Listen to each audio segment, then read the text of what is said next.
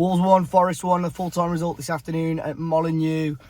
Quite a frustrating afternoon, which we'll get into, but turn my light back on. Wolves not making a huge amount of changes, just Sarr coming in for Bentley, pretty much the exact 11 that I predicted on the preview as well, which I think at the start of the game I sort of felt that was the right lineup. I felt Forest were going to come into this game and be quite defensive. But I don't think they were. They surprised me a little bit, tried to come out and play, which we'll talk about.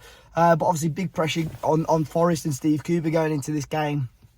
After a really heavy defeat on Wednesday away at Fulham, I think it was crucial for them to get some sort of positive result from this match. But to be fair to them, they came, they tried to play, they tried to threaten Wolves at times.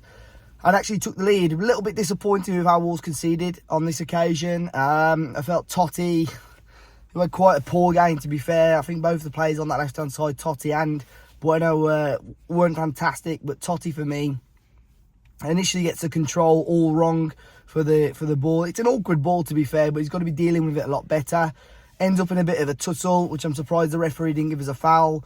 The Forest are allowed to regain possession, play it out wide right, and then the ball in for Toffolo, who heads it back stick. Semedo's got to be doing better, as per usual. He really, for whatever reason, really struggles with those headers where an attacker is running in behind him. And I've not seen it back, so I don't, in regards to Sarr, I don't know whether he could do much better. And Dawson tries to claw it off the line, but in the end it goes in. So frustrating again, first 15 minutes of Wolves. I know we avoided that against Burnley, but I think that's 4 out of the last 5 games we've done that now. So that again is something that needs to improve going forward. And Wolves, I felt we really struggled to get out of gear 1 for the entirety of the match, really. Thankfully, we did get that goal before half-time. And this was the first little piece of almost, I don't know, like a really good ball to break the line, and it's through Mario Lemina. Fantastic ball, great vision to find Sarabia, who just had to square it, and then Cunha again, continuing his good run of form to direct it into the back of the net. So it was important for us to go in at half-time at 1-1. But even towards the end of the first half, I felt Wolves, if you put your foot down a little bit, let's get out of gear 1. We might actually try and get another goal in this game, even before the half-time. And just we didn't seem to want to do it, and we didn't really want to seem to take the risks. It was a really low tempo. And I know Gary O'Neill has sort of said, he mentioned it in his pre-match press conference, he mentioned it post-Burnley, that certain players were tired because of, after the Arsenal game, a really, exhausting game, and then playing Burnley at home, and then playing this game in quite close, quick succession. But he did make a comment that he wants his players to give everything today because they got a nice 8-day rest after this match. But I didn't really see that. There wasn't enough urgency. Second half as well, Forest came closest to scoring. I think the linesman had his flag up in the end, but they hit the bar and came really close. And we just didn't threaten Turner, their goalkeeper, a lot at all. Really, really frustrating. Really quite a flat performance, like I mentioned. Look, I think if he said at the start of the week, I'll give you 4 points now, I probably would have said, yeah, okay, because historically Wolves have come into these games, like games against Burnley and Forest, whether it's home or away, and tend to struggle. And we've pretty much seen it through the entirety of this season, where Wolves are almost stooping down to the level of the opposition and not trying to play their own brand of football. We saw that again today. It just needed somebody to grab the game by the scruff of the neck and say, right, I'm going to get this ball and I'm going to either pick a pass out from 20 yards or I'm going to drive forward 20 yards, like a Pedro Neto would have done. There were times in the first half where we were getting it down the wing and nothing was on, where I thought Neto would drive down that byline and make something happen, and we just didn't have that.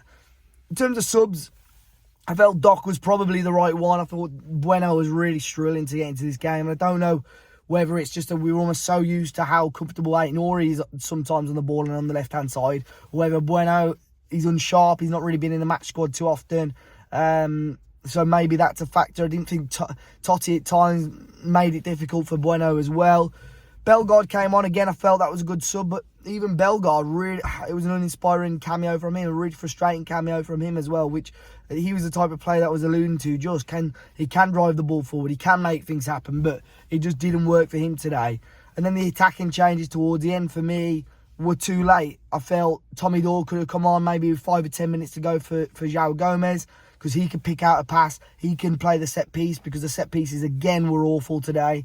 Or even Fabio, and I know I've mentioned this on the podcast and I know people will laugh or whatever or comment on it, but I felt Fabio today, with a lack of energy, he just works, he just runs, And sometimes, you know, we could drag defenders away and make different openings to Wolves. The fact that Sasha comes on for 60 seconds just makes, there's no use to me. So, just in terms of timing and substitutions, personnel, they could have come on a little bit sooner. I felt we could have seen that. But, look, I think Forest would have been happy with a point. I felt they could have got all three. Wolves, possibly, if they wanted to get out of first gear, could have got all three. Well, I think they'll be happy with a point, and obviously I don't know what's going to happen to Steve Cooper, but I think Forest probably showed enough to their board and owner today that they can compete.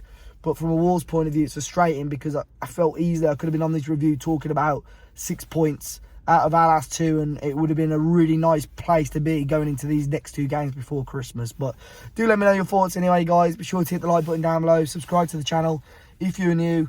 Enjoy the rest of your weekend, and I'll catch you all very, very soon.